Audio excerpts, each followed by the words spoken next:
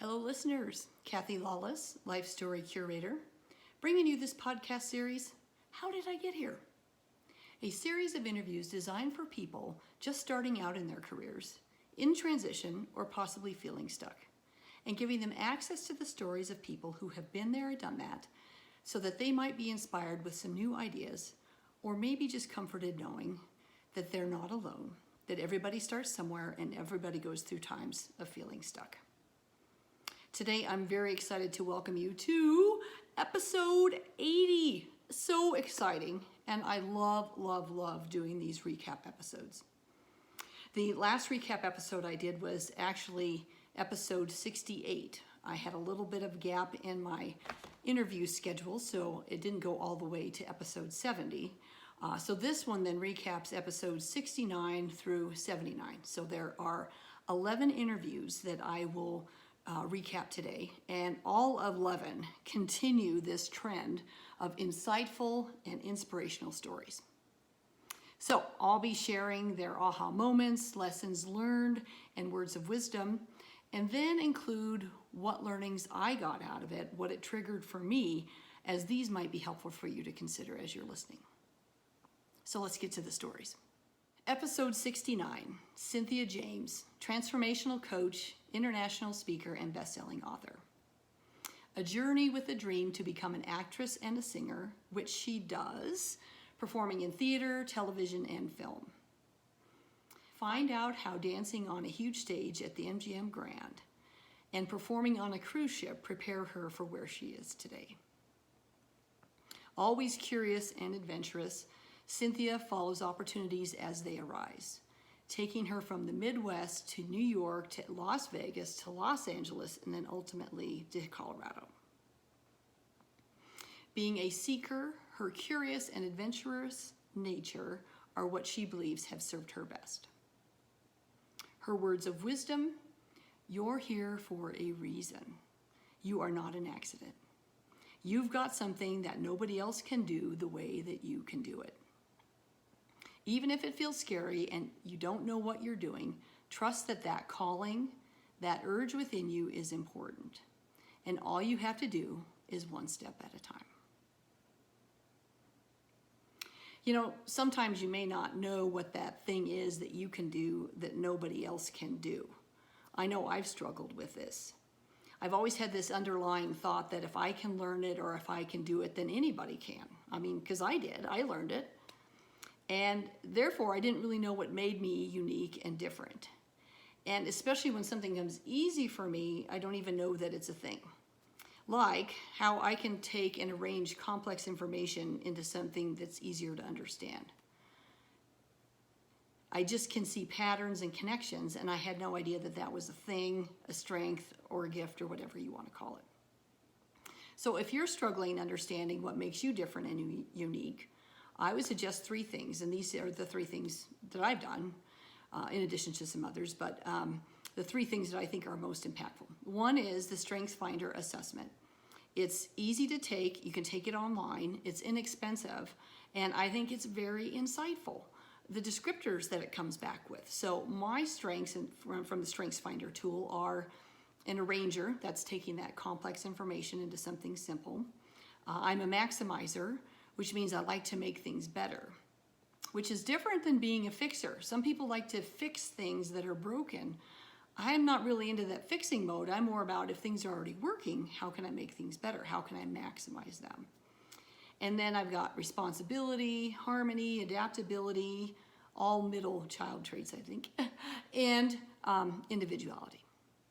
And by the way, I look at all these strengths and I know how they play out in my life now that I've really studied them and figured them out. Another thing you can do is hire a coach. A lot of times coaches can help you figure out what that special thing is. I work with Mary Gull on a peer advisory board, and I've also taken some of her classes. And one class she offers is called Pinnacle Gifts. And you start out by surveying or interviewing your friends, family, and colleagues about what are your strengths, what do they think your strengths are, and then after getting all this data, you can really start to summarize it. And then she helps you summarize it as well as craft like your commercial or a message, so you can really talk about it and claim it. And it's super powerful if you're searching for a job or if you're launching a business. It's a way to really accurately represent yourself and market yourself. And of course, the third thing you could do is you could really just, I guess, ask your own colleagues and friends and family what the strengths are, gather the data, and pull it all together. But, sometimes you may not believe it, or you may not think it's that important, which is why I think having a coach is really, helpful for, pulling it all together, because they have programs and ways to see it. I really think that as an individual, sometimes you just can't see it, especially if it comes easy to you and it's a gift. But it can be totally obvious to those around us. Episode 70, Jamie Walsh, ADHD coach. His is a journey filled with pivots, which may not seem that unusual, except that as time goes on, the pivots get more frequent and they're driven by fear and a lack of confidence. A defining moment for him is getting fired after only 4 months at his last job, prompting him to finally start managing his ADHD, something he had been avoiding and downplaying for several years. And after finding the right combination of medication and exercise, he's now experiencing clarity and energy. These are new feelings for him. He never had them before. He's pivoting once again, but this time it's with confidence. He's coaching teenagers, college students, and young adults who are diagnosed with ADHD. He's coaching them on the systems, structures, and accountability needed for them to be successful. His words of wisdom. If you think you've been living with ADHD, go out and learn more about it. Talk to your doctor about medications. You need to do what's best for your mental health. You owe it to yourself and to your family to be the best version of yourself. He's in such a different place now than he's ever been in his life. And there's such a negative stigma around mental health and medications. I just applaud him for having the courage to talk about both. A pivotal moment for him that he shares in the interview is that his brother challenged him one day about why he wasn't taking the prescribed medications. His brother said, if you were diagnosed with diabetes, wouldn't you take the prescribed medications? So how is this any different? You've been diagnosed with this medical condition. You've been prescribed medications. So why wouldn't you take them if they could help you? And from there, he had this real aha moment and started taking his medications. And of course, the results were astounding to him. As I quoted, for the first time in his life, he was experiencing clarity and energy. Something I think most of us maybe take for granted that we have that. But when you don't have it and then you have it, it was really powerful for him. I'll repeat, the sentence in his words of wisdom. You need to do what's best for your mental health. You owe it to yourself and your family to be the best version of yourself. I think that applies to mental health and physical health. Episode 71, Jen Kogan, executive leadership coach, Fortune 500 speaker, and imposter syndrome expert. A journey that starts in politics, crosses into nonprofit organizations, with a stint then in consulting, corporate, and stand-up comedy, very unique, and now coaching. Wanting to make a difference in the world and totally inspired by one of her first college professors, she becomes an activist and pursues a master's degree in political campaign management. Driven to do more and make more of a difference, her career follows a series of recruitment opportunities where she loves the idea of getting ideas and causes started, getting them funded and moving forward. Then she's ready for the next opportunity. Until now, that is, she loves what she's doing, helping to empower women. 2 things that have served her best. 1, always having hope and being positive that things will turn out. And 2, tenacity, which you don't have to be born with, but you have to be willing to try things out and be willing to fail. This term tenacity comes up several times, and it makes me think of some other interviews that reference tenacity or discipline, because I think the two kind of go hand in hand. Episode 65, Russ Kinsel. His words of wisdom and his practice. Once you've decided to do something, you can't quit until you are successful at it. And that's something he really lived his life. For example, when he started his life insurance practice, it was very hard in the beginning, but he didn't quit. And that's why 15 years later, he had a very successful practice. Episode 74, Jodie Foster's interview, which I'll talk about in a minute. She talks about how you have to do the work. There's no shortcuts. And then episode 70, which was Jamie's interview that I just recapped, Jamie talks about finding the system, structures, and accountability needed to be successful. Basically, I think that's the foundation of tenacity. So sometimes we think others have had the benefits of shortcuts, right? But when we hear their stories like these, we find out they did the work and they weren't afraid to try new things, and they weren't afraid to fail. And as Russ says, try new things and keep at them till you're successful. Because you can try new things, but if you're just trying it for a few weeks or maybe even a few months, that really doesn't give you the real benefit of, is this the right thing for me? Is this the right thing that's going to work out? So you have to stick to it until you're successful or proficient at it. So I just kind of want to reiterate what Jen said. You don't have to be born with tenacity, but you do have to be willing to try new things and be willing to fail. Episode 72, Eleanor Allen, CEO of Water for People. A journey that goes left and right and not always up and to the right, guided by intuition, adventure, and where she can make the biggest impact. Oh, and water. Everything's guided by water for her. After several international assignments, her family is ready to come back to the United States. So she accepts a very unique assignment in Denver as the chief of staff for the CEO of the $6 billion company that she's been working for, which gave her tremendous insight into leadership and decision-making and what it takes to be a CEO. What a great opportunity. What served her well? Risk-taking, strong intuition, and finding allies and advocates. Her words of wisdom: I don't dwell on what could have been. Here's where I am and where I want to go. And once you figure out where you want to go, tell others so more people are working on helping you get there. I had a pretty big aha moment around this notion of telling others what you want. I recall wanting to be part of this big project back when I was working in corporate. And for some reason, I was waiting to be asked to be on the big project. I'm not sure why I had this notion that I needed to be asked. Maybe it was because early in my career, I was asked a lot to be part of projects and different initiatives, and I really liked how that felt. Or maybe it's just part of my makeup. I learned through several women's studies that it's a fairly common trait for women to want to be asked or invited in to do something versus putting themselves out there.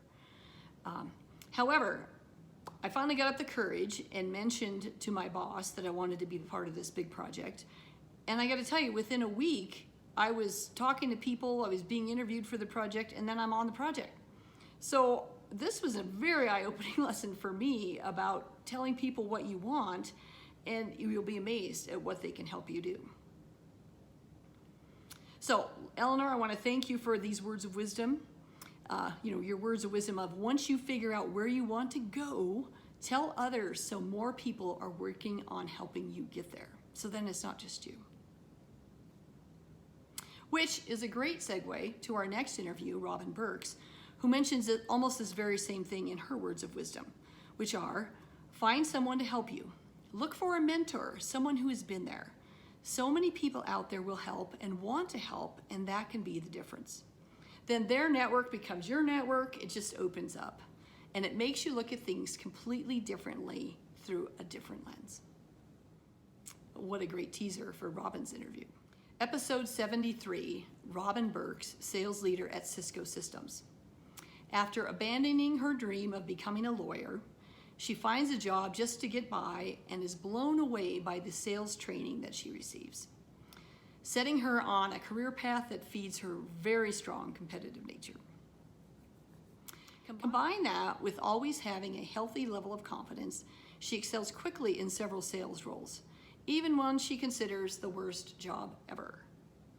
With more experience, she's more particular about what she's looking for and lands at a great company with an amazing culture where she thrives. After 14 years, though, she's ready for a new challenge and creates a new position for herself, which doesn't work out.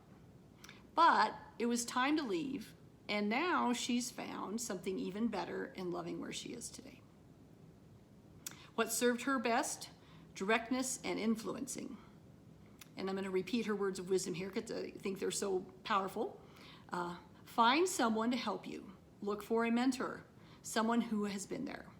So many people out there will help and want to help, and that can be the difference. Then their network becomes your network. It just opens up. And it makes you look at things completely differently through a different lens.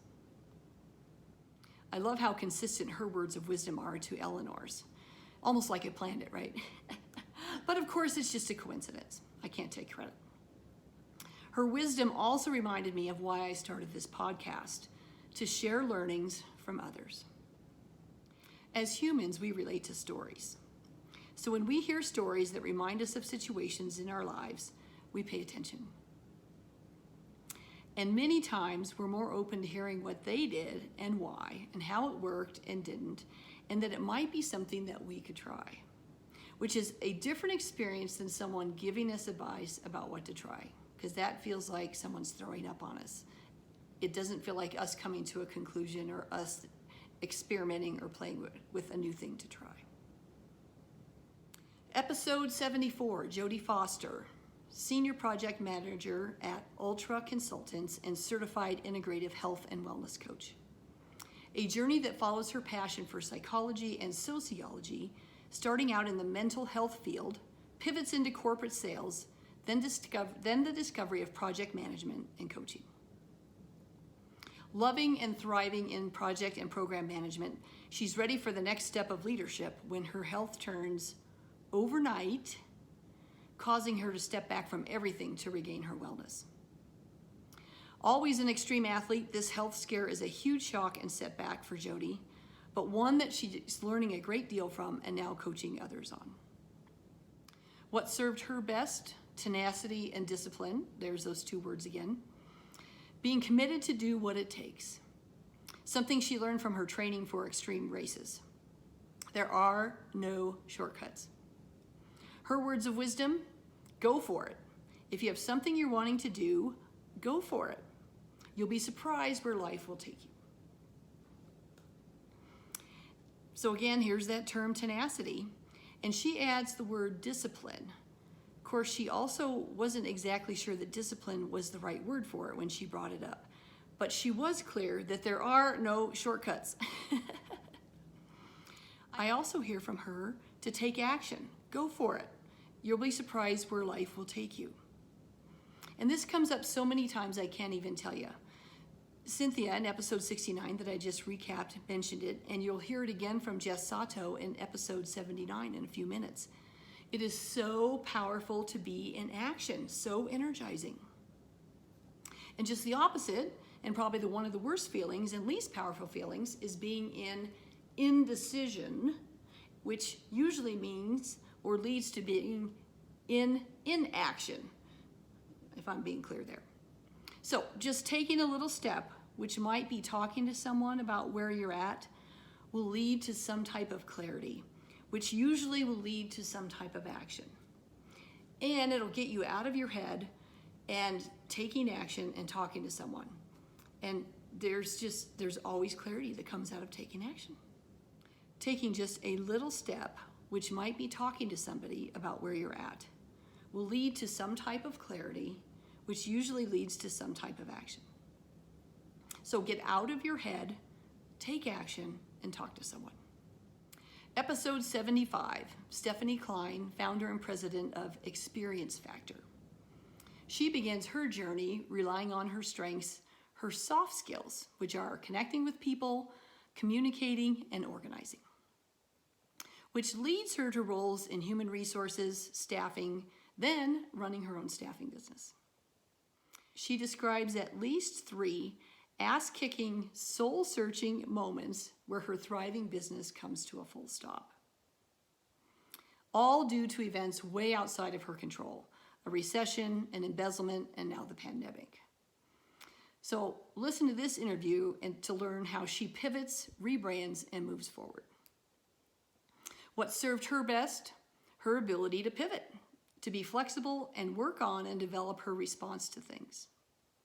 Her words of wisdom, based on years of experience working with people looking for work. The world is moving super fast. You need to be able to pivot to move forward. Keep a growth mindset versus getting angry about what you've lost or how you think things should be. Keep a growth mindset. I love this. I know I want to be around people who are learning and growing. They're usually more positive, they're more interesting, they're curious and open to new things. These are the people that I want to work with, that I want to have on my teams. So, how do you develop a growth mindset if that's not your natural way of being? And it can be really hard to create a growth mindset if you're feeling stuck and frustrated about your current circumstances. So I would suggest reading articles about a growth mindset. Find out what others have done, how they achieve it or have achieved it. And then I would also say, start thinking about things that you're curious about in the world and start researching them, even if they're not related maybe to your career. Because you don't know where these things could lead. And it just kind of gets you out of whatever your current situation is into a new mindset, which then could lead to a growth mindset. If your focus is only on finding a job or what's the next step or I'm not where I want to be, then that focus keeps you staying in that same space. And that's not a growth mindset. So just spending 20 to 30 minutes a day reading or researching something that has nothing to do with your career can take your mind to a different place and can change your energy. I remember when I was looking for my next corporate gig and it had been about a year, still no luck, and I was feeling pretty frustrated and down. And so at one point I decided I'm gonna take a break from thinking about it, which really is code for I was worried about it. I'm gonna take a break, and I decided to paint the master bathroom in our house. Had nothing to do with the career search, right? But it was so freeing to think about something else for a change, and to think about the precision of taping off the trim, what colors was I gonna pick. Of course, that wasn't the right color, so another color. And really just being in a project, immersed in it. I think it took me about 2 or 3 days. And while I was painting, I was listening to my favorite music, and I wasn't really thinking about my career at all. So I ended up feeling like I completed something. I was in a different place energetically. And lo and behold, when I checked my phone, which I hadn't been checking, there was an email about a potential gig for consulting, which I hadn't even really been thinking about consulting. I was looking for that next corporate gig. So I don't know, everything kind of changed in that weekend because I changed my mindset, got out of my head. Episode 76, Nicole Powers, Philanthropy Associate at Street Business School. A story about giving up what feels really comfortable for more learning and growth and for a more alignment of her career legacy with her values. A scary thought, though, leaving that comfort zone for a new role, a new company, and a new industry. Hear how intentional she is in preparing herself for all of this change and for being new. How she plans to show up more authentic, give herself permission to ask questions and not know things. Again, very intentional. A very different way of being for her, but one that feels more powerful and less complicated. What served her best is the idea that you never know if your voice is the one missing. Sometimes we downplay our value when we might be the smartest one in the room, but we don't contribute. She's learned to speak up without doubting herself. This is a great lesson about confidence, but also a great lesson about being present in the moment and knowing what's motivating you. When you're new, sometimes your motivations are more about trying to prove yourself, looking good, and making sure you're contributing because you want them to feel like they made the right hire, right? But when you're being present and authentic, most of the time you're motivated by seeking to understand, learning, and contributing by actually having ideas, not by just, I have to contribute something. So pay attention to what's motivating you. It will help your confidence. Episode 77, Michelle Barnes, Executive Director for the Colorado Department of Human Services and member of Governor Polis's cabinet. While everything in her career has prepared her for this role, it was not a grand plan that got her here. It was the desire to serve. It's her first job in the public service sector. In the first job, she's not expected to be the subject matter expert. She's a leader of leaders who are the experts. She's a delegator, dot connector, and decision maker, which tap into all of her strengths. Grateful to be of service during these challenging times, she's proud to be empowering the terrific and talented people to do what they do best. What served her best? Curiosity and trusting her heart. Her words of wisdom: always bring your authentic self, your best self, to the workplace. And as long as you're learning and engaged, working with intelligent people on something that gives you passion, it doesn't matter where you are on the org chart. Really love Michelle's words of wisdom about as long as you're learning and engaged, working with intelligent people on something that gives you passion, it doesn't matter where you are on the org chart. It's so easy to get caught up on that expected next step in your career and that up and to the right that we talked about from Eleanor's interview, what others might think is the next logical step and career move. And you may not be thinking about it in terms of, well, what do others think? You're just thinking about what is that next thing, but that might be the qualification that you're putting on it without even really knowing it. So let's take the pressure off of what might look right or best and really figure out what interests you and where you want to be. So I can totally relate to what she says, and I couldn't have said it better, because this is what I want. I want projects or work where I'm learning and engaged, working with intelligent people on something that gives me passion. Episode 78, Veronica Munoz, Executive Director of ACG Denver. Faced with the reality and sacrifices needed to become a professional ballerina, she shifts her sights to her next interests, being academically challenged and interested in international business. After earning a master's degree, she lands a role at the American Bar Association and connects with a boss and mentor who helped propel her 20-year career there. She strives to reach a point of comfort and confidence in her roles. Then, as soon as she does, she's on to the next opportunity that stretches her outside her comfort zone again. This is a pattern she's repeated regularly when she looks back on her career. What served her best? Thinking before speaking, being measured and unflappable, having a strong sense of diplomacy.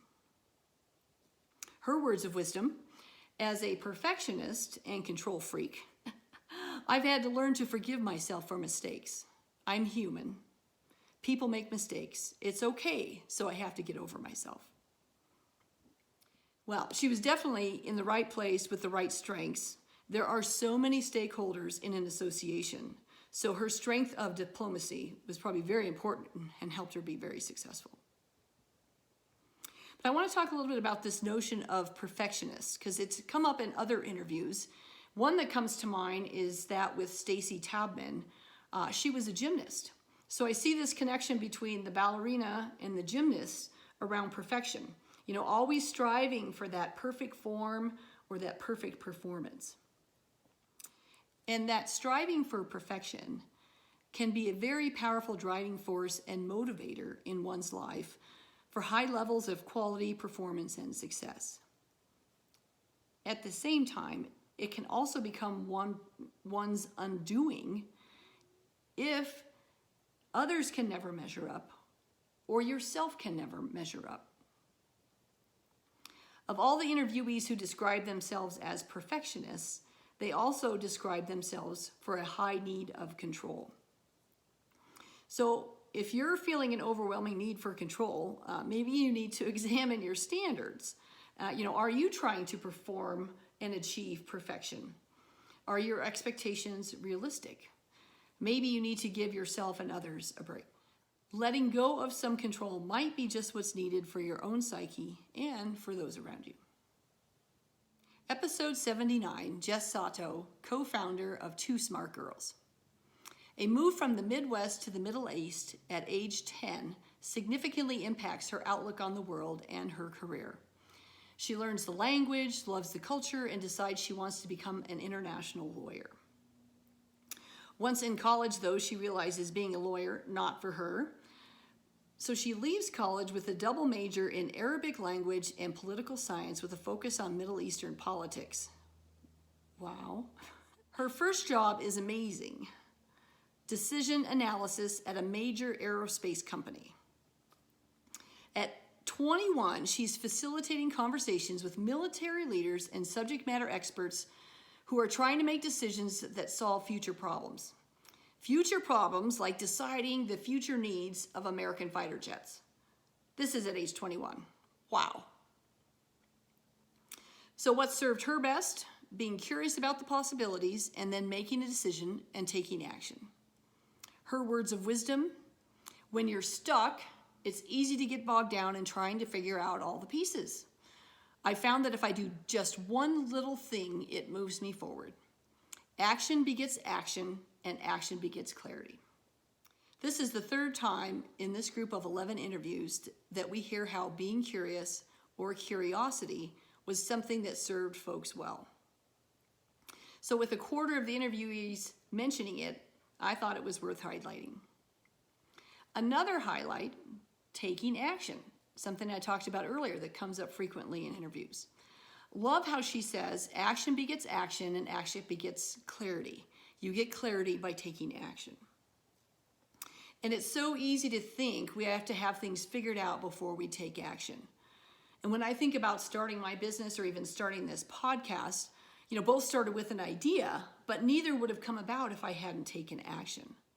And in the beginning, for both, I didn't know what action to take, where to start, what to do first. I had a lot of questions. And I think because of my project management background, I thought I had to have it all figured out first, and then I would start to execute the steps, which kind of left me in my head and left me in inaction, again, as I've described.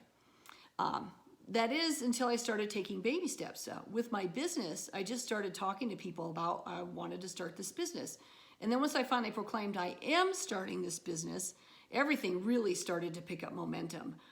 That's when I found a business coach that had helped me launch my business in 90 days, which I had in my head for some reason it would take a year. And if I'd have left it up to myself, it would have. But because I got that coach, I got in action, and she had me in action from the very beginning. For the podcast, I was in a leadership class that required us to create and complete a project that touched anywhere from 20 to 200 people. And the podcast idea fit the bill for that. And throughout the class, we had coaching on taking steps that moved us forward.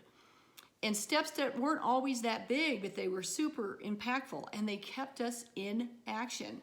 They kept us engaging with others, which I found to be code for keeping us out of our heads and keeping us in action. So 2 very important lessons to end on. Stay curious and take action. On that note, I'll wrap up. I love looking back on these interviews and these amazing folks sharing their stories. And I hope you enjoy this look back as much as I did. Maybe you've listened to all 11 of these interviews already and found this episode to be a great reminder of so many wonderful nuggets. Or maybe you haven't had a chance yet to listen to these interviews, and now you've got 1 or 2 that you might want to go back to. Or maybe you're interested and intrigued to listen to all of them. That's what I would suggest, as they're all amazing and insightful and inspirational stories. And if you liked this recap, I'd love to hear from you. What you got out of it, why you liked it, how you could relate, how you might use it. Any feedback is welcome. And you can post that feedback on my website, lifestorycurator.com, which, by the way, is where all of the 11 interviews and actually all 79, 80 interviews are posted, as well as you can find the interviews on Apple and Google podcast channels and other popular podcast channels. Just Google on my name, Kathy Lawless, Life Story Curator. So on that note, have a great day, stay safe, stay well, and let's keep sharing stories.